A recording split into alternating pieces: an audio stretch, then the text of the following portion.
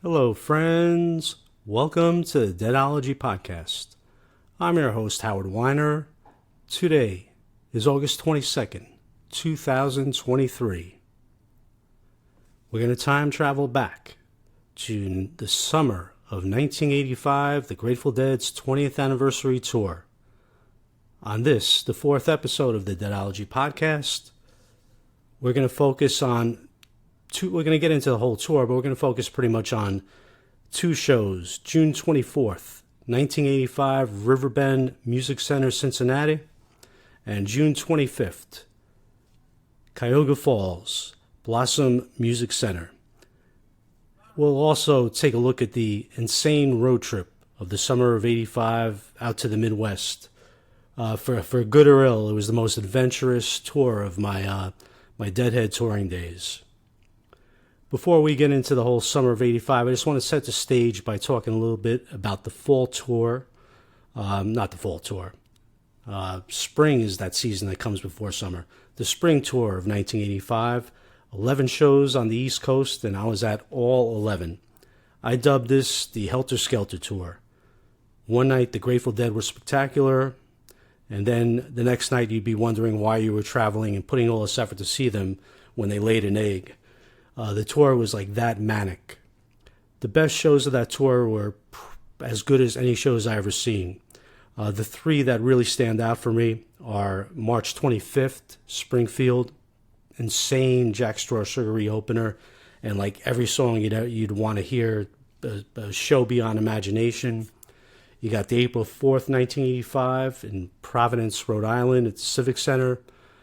Man, what a show that was. First version of She Belongs to Me, the Dylan tune. Great Lost Sailor, St. Deal to end the set. Alabama Getaway, Jack Straw opener. First Alabama Getaway in a year. I could go on and on praising that one. And then the last show in the Philly Spectrum.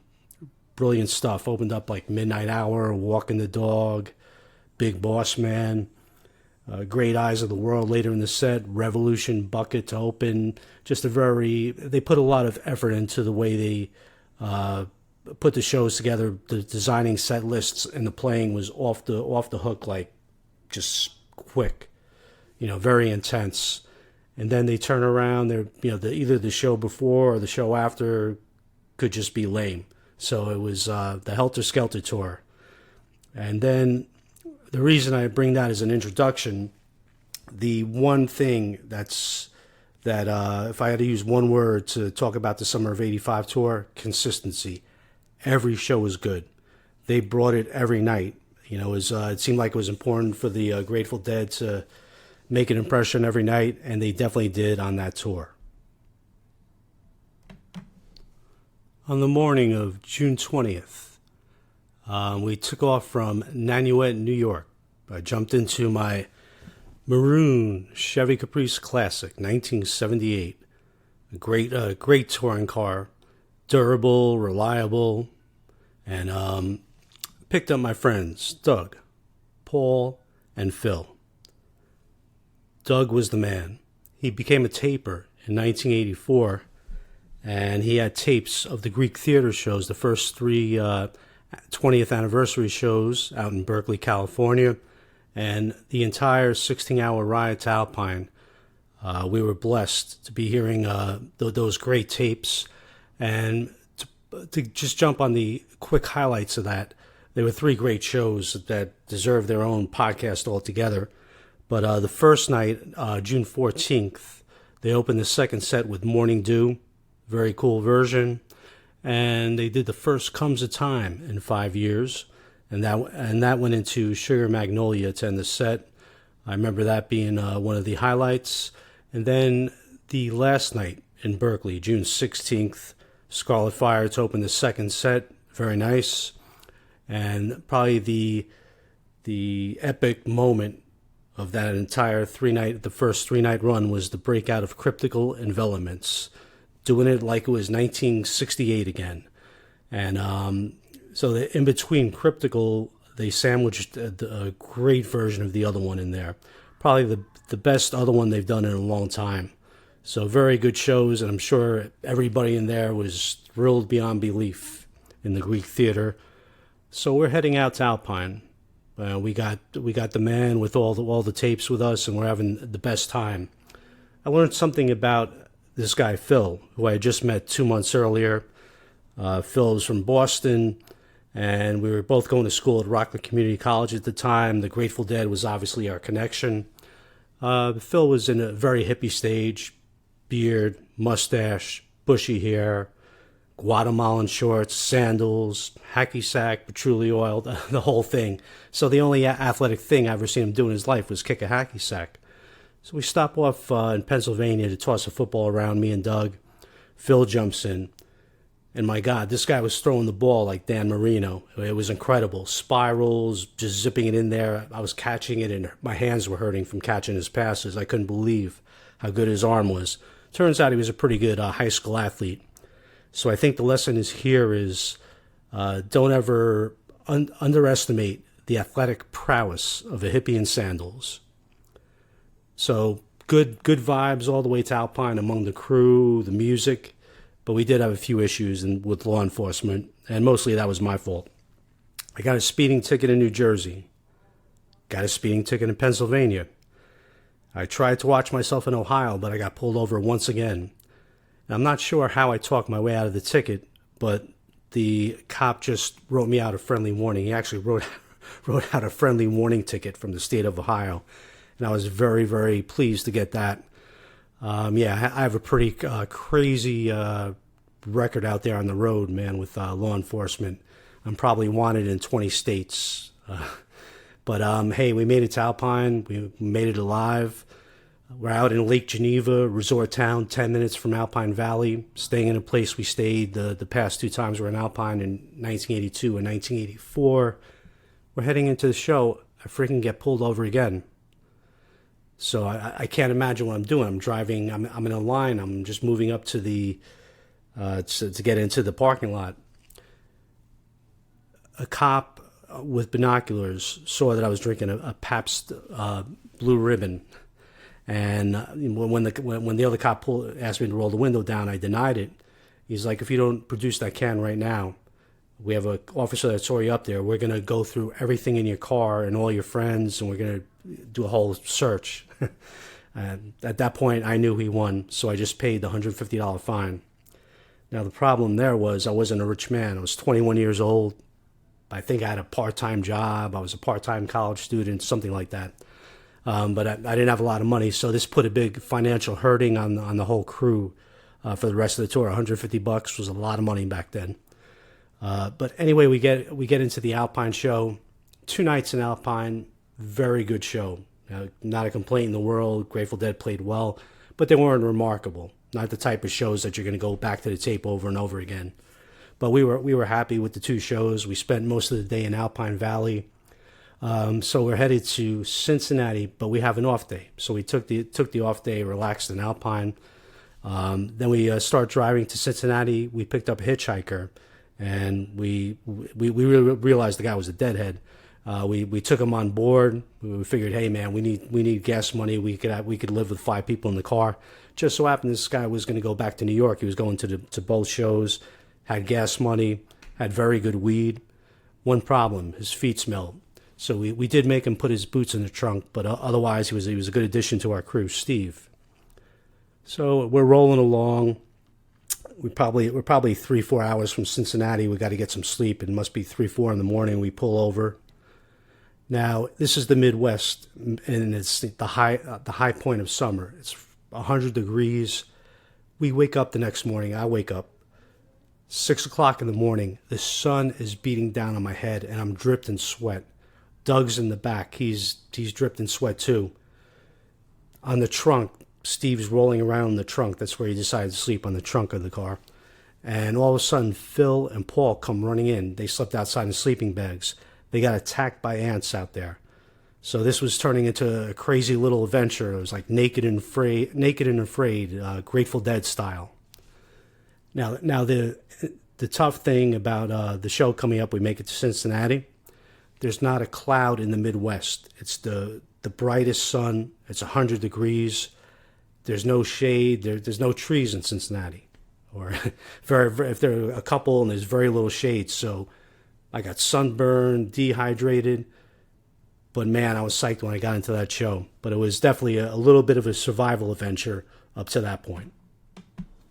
When Showtime finally arrived, I made it inside the pavilion. No more sun, man. I was free from the sun, and Jerry was there, and the Grateful Dead, Alabama Getaway.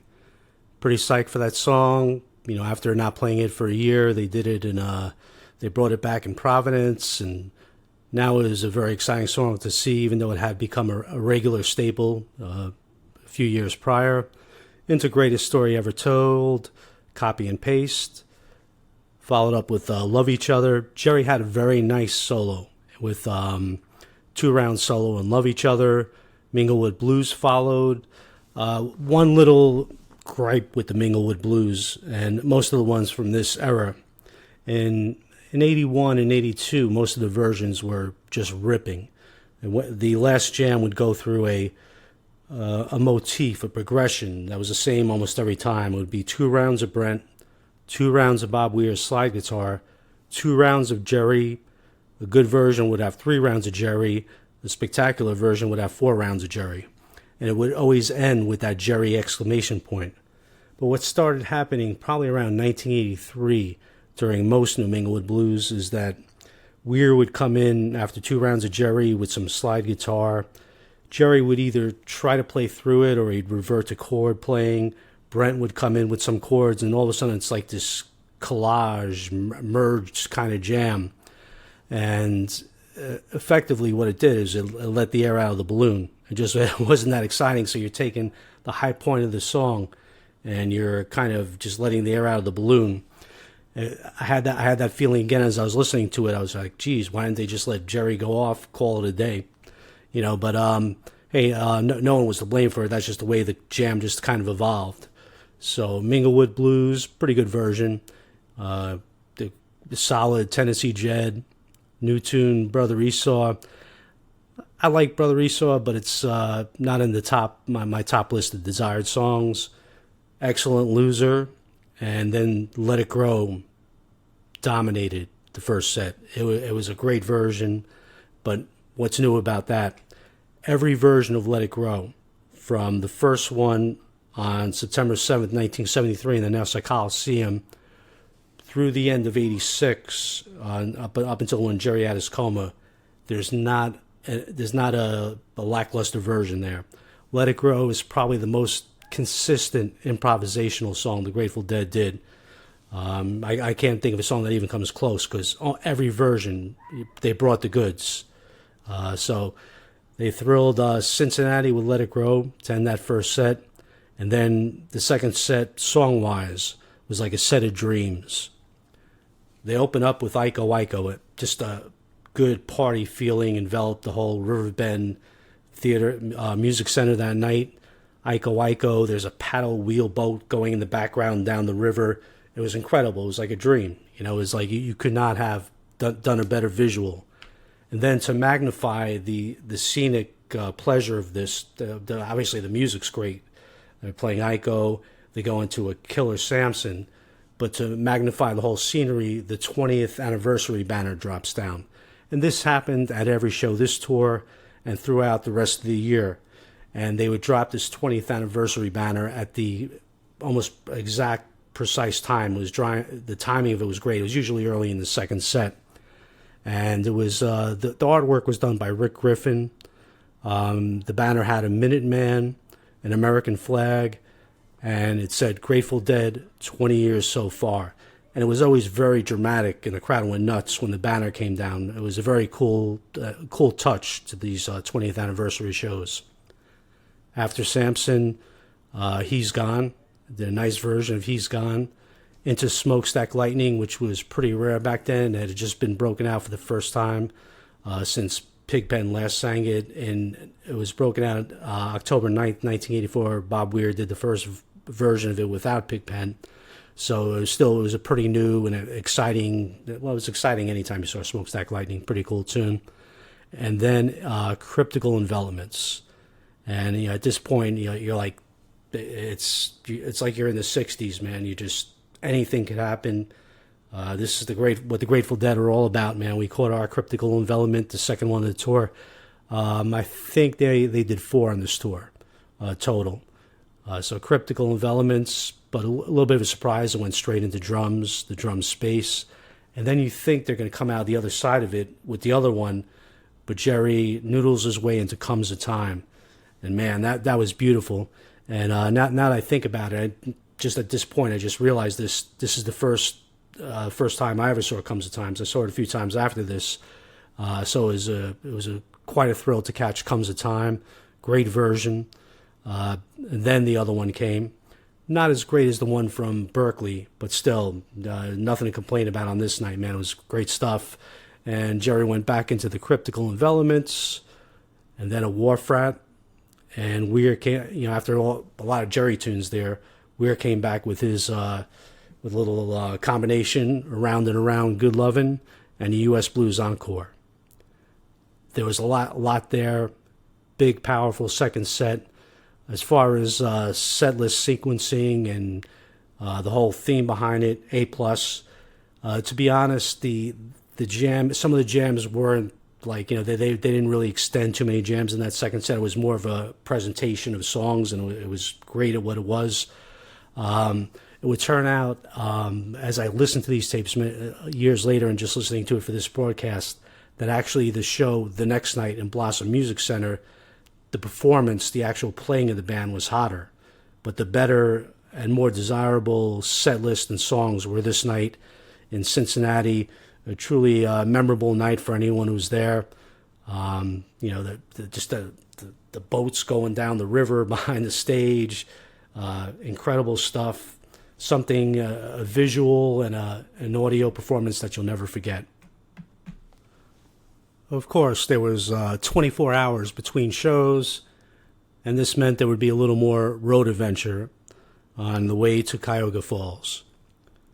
So after the show, Doug did a great. He taped the show. We're enjoying the tapes after the show.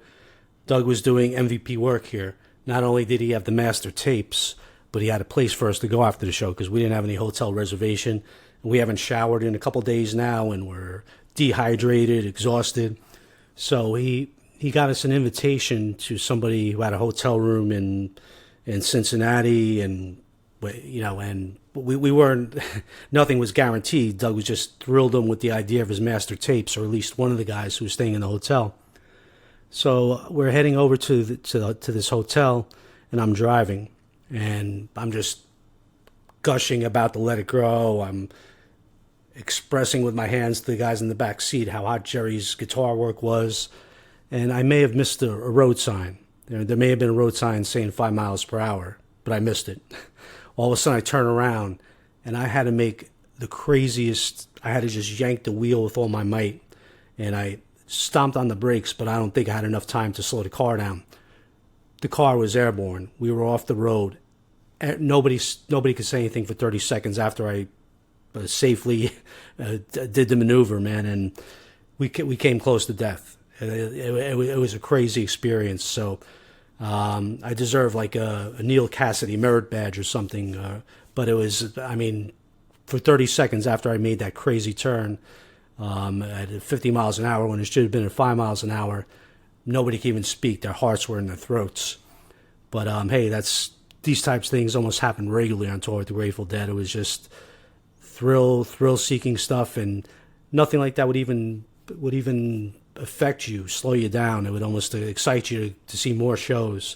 So hey, we made it to this hotel room. We go in there.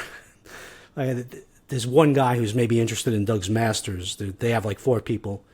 They had no idea that 5 of us were coming into the hotel room, and I don't know what was negotiated, whether we were somehow we negotiated to stay there. But I get in there. Doug's playing the Masters. By the second song, I'm fast asleep. There was air conditioning. I had a piece of rug. It was 4 walls. I was in heaven. I just went right to sleep and woke up the next morning. Somehow we managed to find shelter in that hotel room with those guys who I don't think were too crazy to have us there, but so be it. So then we get up next day, head to Cleveland, feeling a lot better. after getting a good shower and a little rest made a big difference. The Cleveland show was something else. It was a really great performance, even if I didn't realize how great it was at the time. The start of the show was excellent, man. It's just they open up with Day Tripper. For one thing, we're looking at the 20th anniversary, which is 1965. If I'm correct, and I think I'm correct, in 1965, Day Tripper was a hit for the Beatles, may have even been a #1 hit. So there's a tie there with the 20th anniversary tour. But man, the Grateful Dead did such an amazing version of Day Tripper. It's hard, the Beatles songs are tough to tackle vocally for any band or any artist, no matter who you are. But they really did it. Weir was incredible in it. They did an amazing job with that Day Tripper. And then it bounced into the bluesy beat of West LA Fade Away. There's something about West LA Fade Away coming after a great version, whether it's a Hot Jack Straw. There's just something about that bouncing, hypnotic blues of West LA Fade Away. It just works after a great song. And they move forward, CC Rider, and I complained about the Mingle with the night before, but no complaints here. This blues tune, Jerry did his 2 rounds and they were smoking, and then Weir went right back into the lyrics, perfect, the way it should be. Excellent CC Rider. Dire Wolf, very cool tune to see. You don't see it all that much. Middle of the set got a little sluggish, beat it down the line. Road Jimmy, Uncle River was okay, but they really rallied at the end of that first set. Very hot, Big Railroad Blues, and I lost my mind when they went into Jack Straw off the Big Railroad Blues. Jack Straw was always one of my favorite tunes. As I'm sure most of you listening to this, you love Jack Straw. Great tune. We all want to see it. But usually when you don't see it as the opener, you're pretty much done with it. You're thinking it's not going to happen. So it's always a great surprise when they put the straw anywhere but opening the show. So it was such a thrill to see it in that slot. Now, the only problem with the straw was, in Cayuga on that night, June 25th, was that Weir messed up his first verse. And then when they came around to do the verses again, Garcia blew his verse entirely, which led to Weir almost blowing his verse again. So 3 of the 4 verses they sang were screwed up. So this wasn't going to go on any Grateful Dead Greatest Of compilations, but the jam lived up to the to what you would expect from a Jack Straw very hot jam, and the set ended with Might As Well. So second set opens up with Gimme Some Lovin'.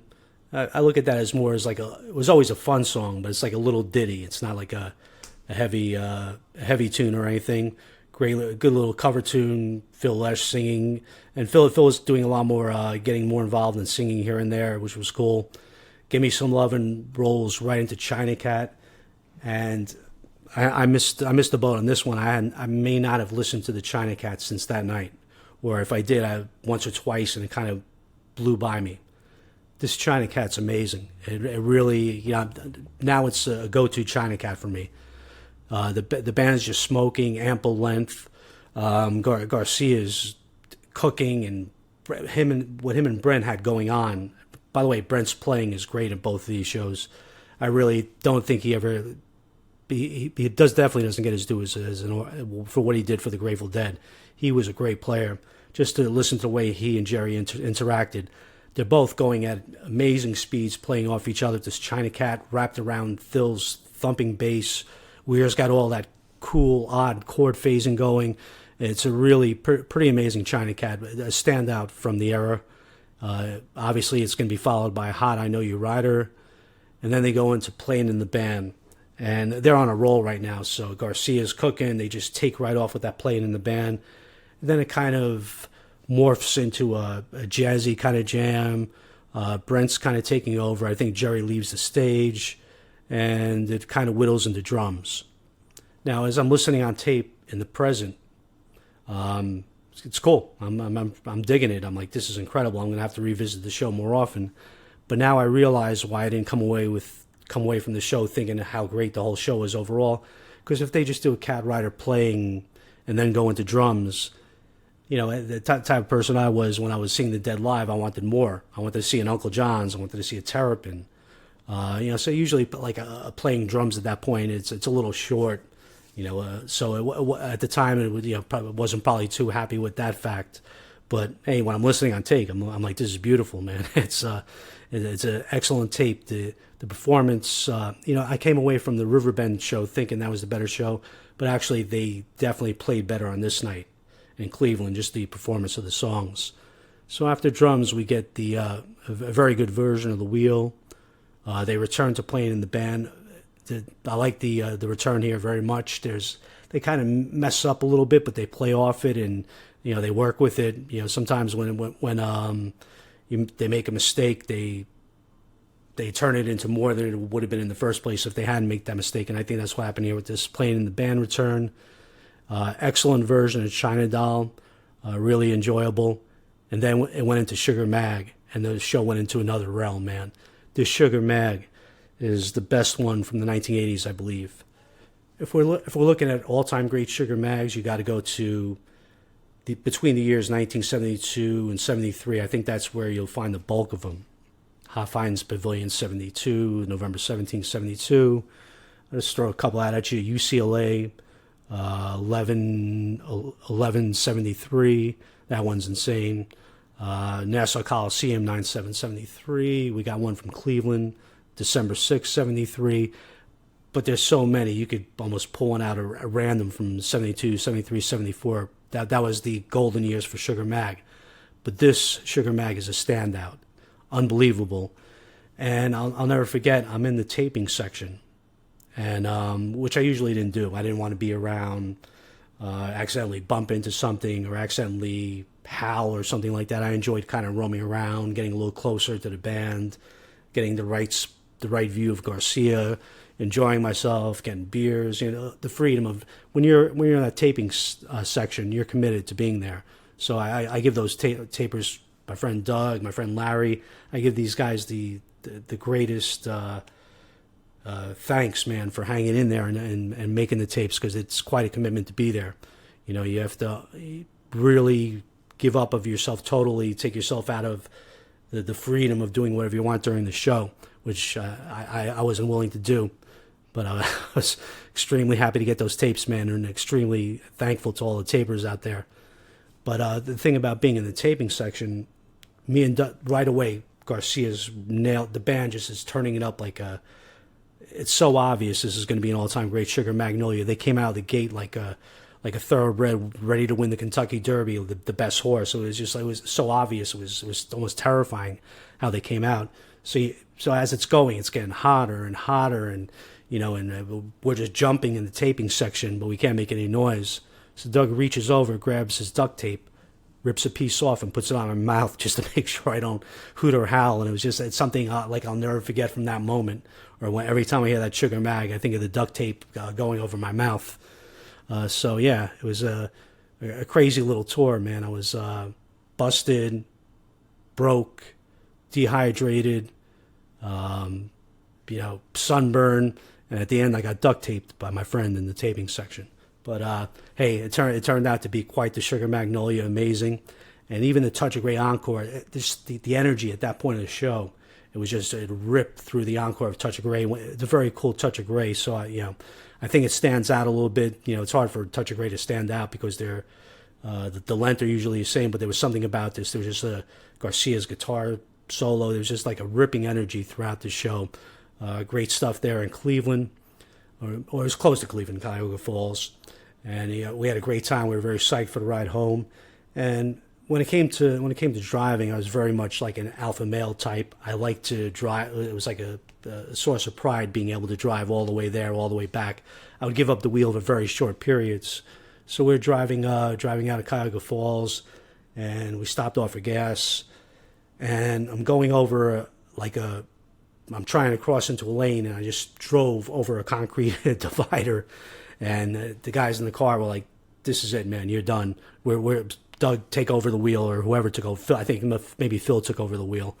And I was like, "Okay, I give up, man." I just I had hit that point, total tour leg. I couldn't drive anymore. I couldn't function. So I think I slept the entire ride home. Doug, Phil, they listened to the master tapes and got us back to New York City so we could go out to the rest of the tour. And I'll just briefly let you know. I'm sure most of you were there, know about the rest of the tour, but just to put it all in perspective, the next show was Saratoga. So we get back to New York, and then we had to hustle up to Saratoga for a show on the 27th. The Grateful Dead drew 40,000. That show in Saratoga, they packed 40,000 in that place. It was crazy. So Saratoga had 40,000. Another really interesting set list that they put together. There was a bunch of Jerry songs in a row. It was like Crazy Fingers, Supplication. There was a High Time in there. But the standout performance, believe it or not, was Hell in a Bucket. I guarantee, listen to this Hell in the Bucket. It's the best Hell in the Bucket they ever did. Garcia just goes off the charts on that one. And then the next night, down to Hershey Park, Pennsylvania. A little rainy that night. Another little Garcia segment. These were very unusual for any time. He played. There were 3 Jerry songs in a row. Bird Song, Comes a Time. I forget the other one. I'm just going off the top of my head here. But another great show. That Hershey show. They played a Morning Dew that night. Phil broke out at Just Like Tom Thumb's Blues. And then it's off to a day's rest. Then off to Merriweather for 2 shows. The 30th, great second set. And perhaps it's best known for the Immortal Shakedown Street, the 63085 Shakedown Street. It's top 3. I don't know if I call it the best, but it's definitely, if you're going to put together a best ever Grateful Dead compilation, this is probably one you should put on there because it's perfect. The improvisation, everything about it, man. And it just kicks the second set into high gear. Very good show. The next night was great too. Searing Let It Grow, 7185 to end the first set. My friend Larry loves that one. He kind of turned me on to that. And Scarlet Fire, second set, a lot of good stuff that night. And possibly the best show of the tour was the last show, July 2nd, 85 in Pittsburgh. I didn't make it to that show. It was a bit of a journey going from Merriweather to Pittsburgh. My friend Phil made it, but the tapes confirmed that was one of the best shows of the tour for sure. Without question. Great set list, great performance. So the 20th anniversary Grateful Dead tour, the boys delivered for us big time. Hey, so that wraps up our 4th episode of the Deadology podcast. I hope you enjoyed it. Thanks for listening. My website is www.tangledupintunes.com. And since I just mentioned Tangled Up in Tunes, that was my first book I wrote, a memoir of traveling with the Dead, and then later in life with Bob Dylan's Never Ending Tour. And I looked at that book to get some of these memories to remind myself of what happened on this tour, which I wrote about in the book. And I think it's important, Deadheads, this is part of American cultural history. We get our stories out there, we write them down, because you forget stuff over years. If I didn't have the book to look at, I never would have remembered some of the stuff I just told you. So, and I wrote the book about 12 years ago. So as years go on, you definitely forget stuff. So everybody, get your stuff out there online. Man, it's American cultural history. And once again, thanks for listening. I'll be back next. I'm going to make this definitely a weekly thing. I'll be back with some good stuff next week. I think I'm eyeing the September 2nd Deadology. This day in Grateful Dead history, September 2nd. Some good stuff. The Giant Stadium show from September 2nd. You got the Rochester show from 1980, September 2nd, and also Boise, Idaho, the 83 show from that day. So I look forward to that one very much. And once again, thanks for listening. Peace out.